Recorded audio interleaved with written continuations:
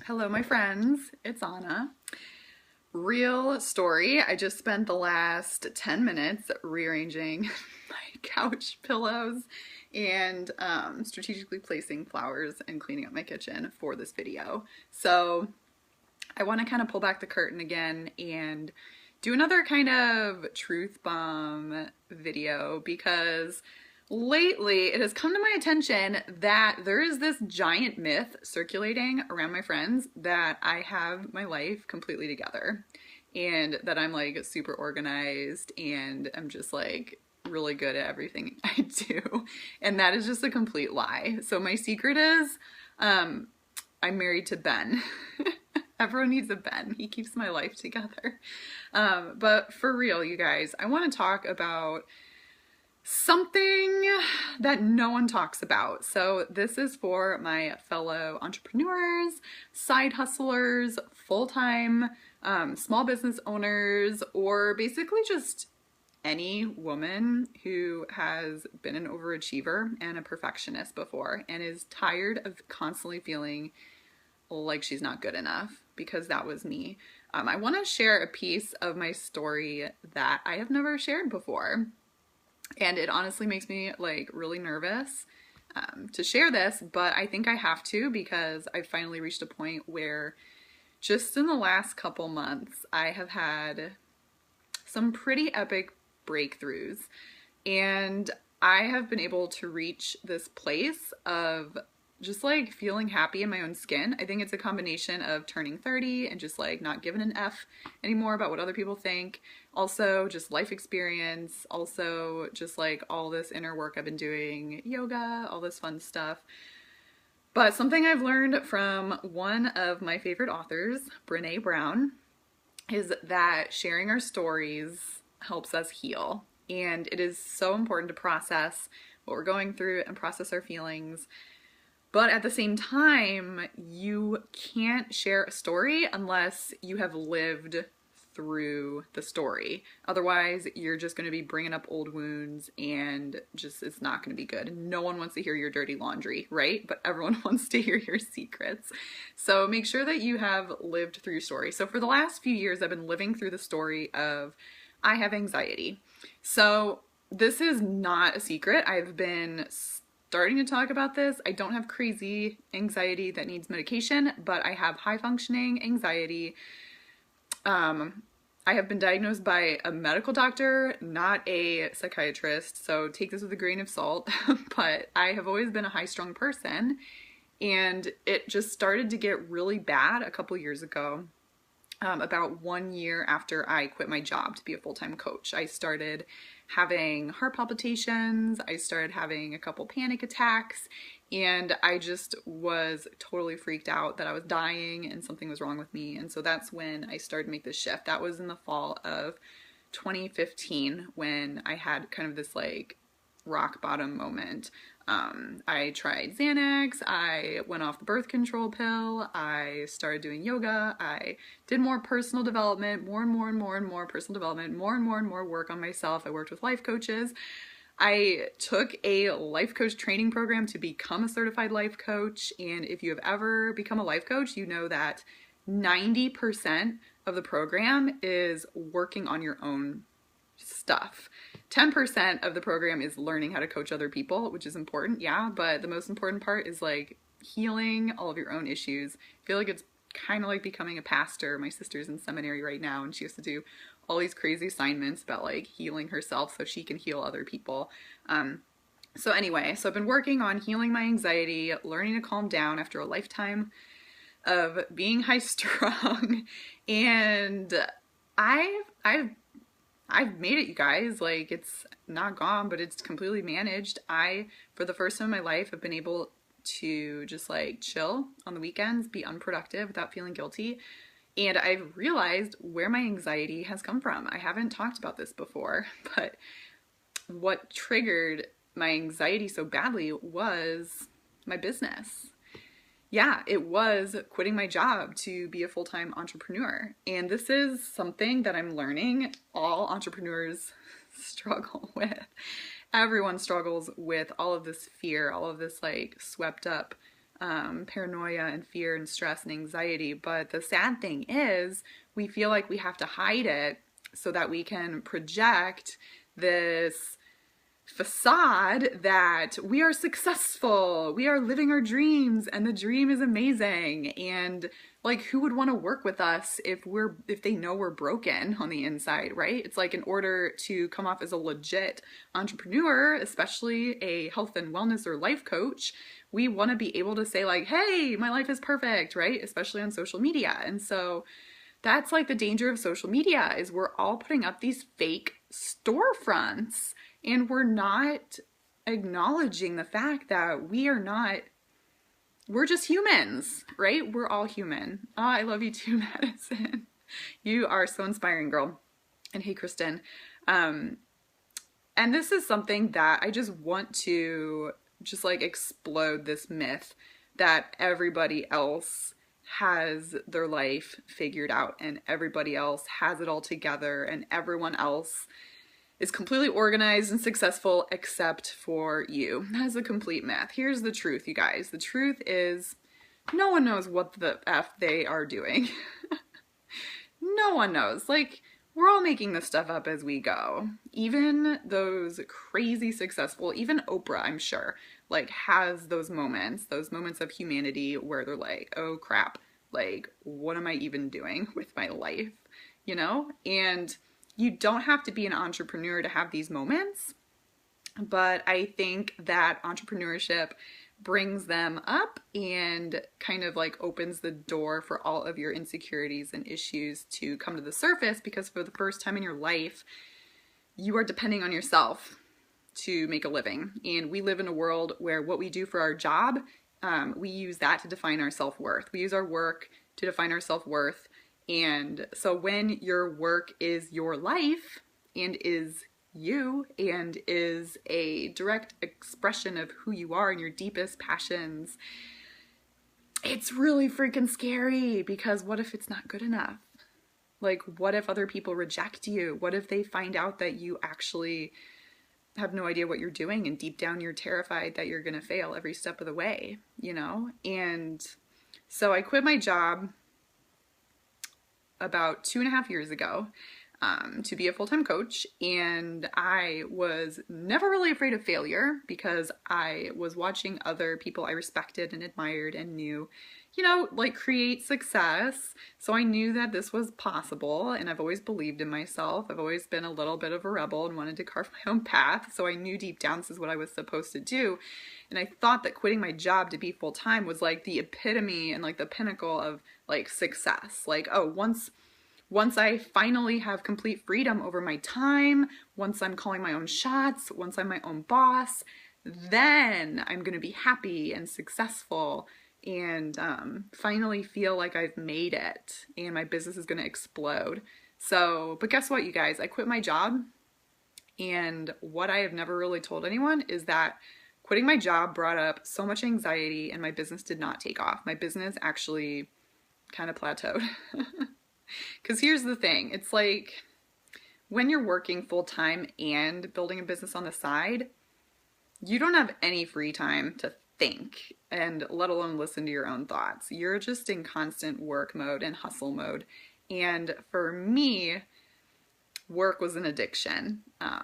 We all have an addiction. So I'm reading the book Women, Food, and God with my accountability group this month, and I'm learning about how we use these addictions and compulsions to numb ourselves, to avoid feeling the deep, dark, scary feelings deep down inside, right? And for some women, it's compulsive eating, it's binging, it's they numb their emotions with food.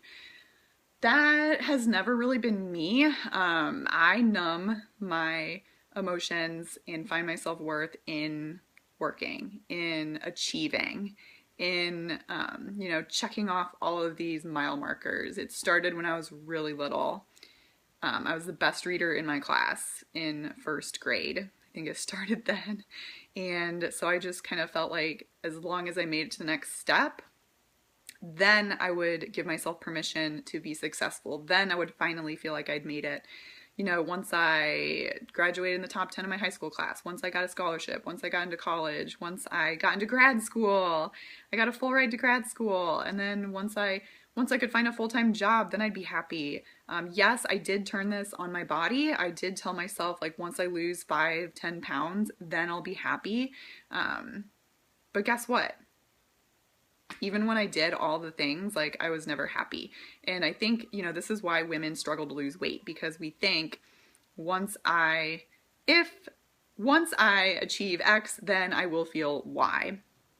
And this results in something that I'm starting to call empty success syndrome. And this is when you have just constantly been living your life just kind of like the Red Queen or the Queen of Hearts or whoever in Alice in Wonderland, who's like sprinting as fast as she can just to stay in one spot. So you're constantly sprinting to get to the next, like step of the ladder. But the farther you get, the more you realize that you don't have, the farther you have to go. The farther you get, the farther you have to go, and you're never satisfied. So you end up with this life that looks pretty dang good on paper. Degrees, great marriage, might have a house, you might have kids, you might have a great job, but you're still not happy, and deep down you're terrified that it's all gonna come crashing down because you don't feel like you deserve it, because you don't feel good enough. And and you hide it because you don't want people to think that you're ungrateful for what you have. You feel guilty for wanting more or not wanting to settle. And you look around and you're just like, why does everyone else look like they have it all together and I don't? And this is completely normal, you guys. This is how I feel like we all feel this way. Raise your hand if you're brave enough to relate. So, and again, this gets really bad when you decide to start your own job, because then all your self-worth is hinging on your job. And what I've discovered is entrepreneurship is a roller coaster. Yes, we've all heard that. It's the entrepreneurial roller coaster. But it's not just a business roller coaster. We think of it as like business success and external success. It's also a spiritual and emotional roller coaster too. Like, being an entrepreneur has been like the biggest, deepest, like, spiritual journey I have ever been on, because my sense of faith and my belief in God has been tested. My belief in, like, my connection to some higher power has been tested. It's like you're literally throwing yourself out there and just creating something from nothing. And that is exhilarating, but it's also scary. And so what it feels like, and this is not something that is unique to any one person, but we all struggle with things like the impostor syndrome, where you feel like someone's going to call you out like you're a fraud, like the whole fake it till you make it thing. Like, that's not actually cool, because you're constantly afraid that someone's going to call you out for faking it. And you constantly feel like, who am I to be saying that I am, doing this? Who am I to be this person, or be this business owner, or be this coach? Or who am I to lead this team, to lead this organization, to be this person? Who am I? Like, that's the imposter syndrome. There's this fear of everything collapsing. So no matter how far you go, you can build a 6-figure business, and deep down, you're always going to be afraid that it's going to collapse. There's this scarcity mentality where it's like you could sign up a bunch of clients or make a lot of money one month, but then you think, oh, that was a fluke. It's not going to happen next month. I've, burned through all my contacts. Like, I've like signed up all my people. Who's gonna sign up next month? It's gonna come crashing down. There's when your vision takes over your life, this is dangerous, because it takes a lot of vision and passion to be a successful entrepreneur. It takes a certain level of obsession. I mean, I kind of want to say it takes an unhealthy level of obsession to build a successful business. And if you're not careful, that obsession can burn through your entire life. It'll destroy your relationships. Like, there was a point, an aha moment, a wake-up call I had before I quit my job, when I was working full-time and I was working my business, like, basically full-time, is when, like, my husband looked at me as I was sitting on the couch, like, zoned into my computer, and he was just like, I feel neglected. And I was just like, oh, no. Like, we don't even have kids yet, but I do not want my family to feel neglected. So your vision can distract you from life, from anything else. Like your health will suffer, your mental, emotional, physical health will suffer because you're pouring all of your energy into your business. Your relationships will fall apart. You have to be really careful that you're not becoming too obsessed with this vision. There's the comparisonitis, there's the whole like looking around at all these other people who seem to be succeeding and just getting places a lot faster than you. And then you start to feel like you're not as good as them and they have some secret that you don't and you're fundamentally broken, something's wrong with you. Then you get jealous of other people and you build these walls around yourself. This is all stuff I've gone through in the last 3 years, and I'm sharing this because I just want you to know this stuff is normal, but it's not necessarily okay, but there is a way to get out on the other side and to feel successful and look successful. And so most people who try and start a business, they get burned out and they quit when the roller coaster hits a dip. They either quit or they don't quit and they push through and they burn out. And so I think one of the biggest problems with this online business world these days is that everything is based, all the messages are based on this like masculine energy that's just telling us to do more, hustle harder, play big, lean in, crush it, like punch your fear in the face. It's very aggressive, and we start to attach our measure of success to all of these numbers and statistics and achievements, when really success is, what is it? It's so variable. It's so personal. Success, like who's defining success? Who is defining success? When you let other people define success for you, you're giving your power away. Success is a feeling. It's not an X, Y, and Z thing that you can achieve. It is a feeling. And so something that I have realized is that it's possible to feel successful. It's possible to stop postponing your success until you hit X, Y, and Z. It's possible to escape the constant fear. It is possible. You are going to have to slow down. It is so scary, right? Like this is the wall I hit a couple years ago. I realized like if I wanted to heal my anxiety and not be this constant heart palpitating mess, I was going to have to slow down. I was afraid that my whole business would collapse if I slowed down to take care of myself. But guess what? It won't collapse. It won't collapse. But you have to give yourself some space to figure out what your definition of success is. So the very first step, if you're resonating to anything, I know I kind of went off of this like really dark, scary tangent. But the very first step is to just know that you're not alone, know that you're going to be okay, and just like bring awareness to what you're going through. Bring awareness to your fears. Name your fear. Like, what are you afraid of? When you write down your fears on paper, they lose their power because you'll be able to see, oh, that's just in my head, right? And so the first step is to bring awareness to what's going on and to your fears. And then the second step is to kind of reapproach the way you set goals and you define success for yourself. And so in addition to setting business goals that revolve around numbers, like money or followers or people on your team or rank if you're network marketing, also set some goals based on how you want to feel in your business. Like this business is your baby, right? It's your passion. It should not feel stressful.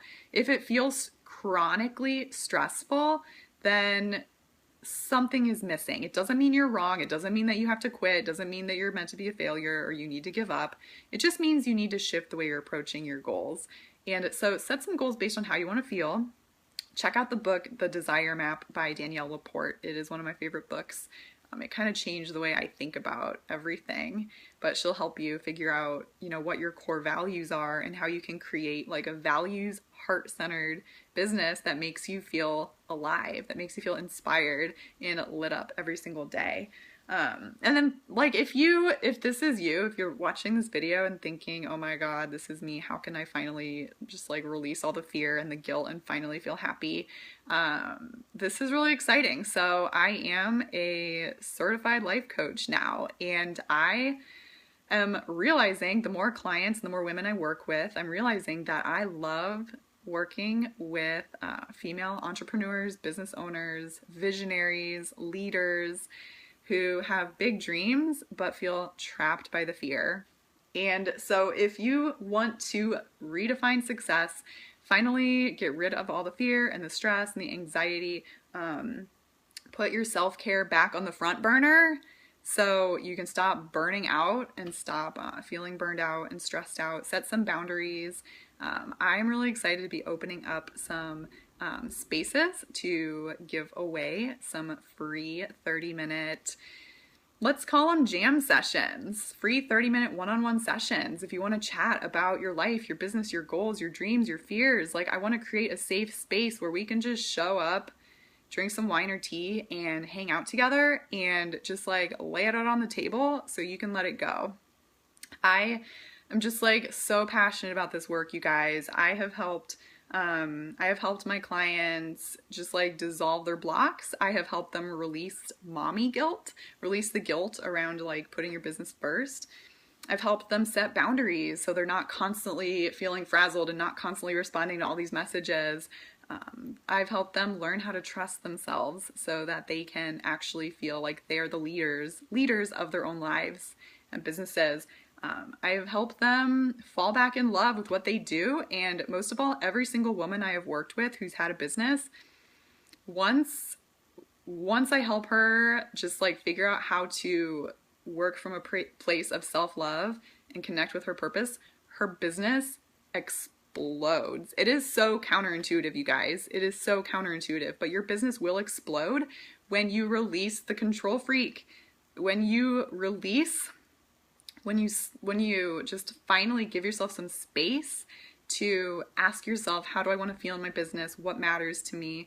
And when you have some support and someone to just help you set an action plan, you know, it's like losing weight. Once you stop obsessing about the numbers on the scale and just focus on making positive decisions that make you feel good, the pounds will melt away. Same thing with your business. So again, if you want to chat, if you want to grab one of these free 30-minute sessions, comment below or shoot me a message, and I would love to chat with you about your business and see what's up and help you set an action plan so that you can fall back in love with yourself. And whew, this was a lot, you guys. Thanks for listening, and I will chat with you guys soon. Have a great rest of your day.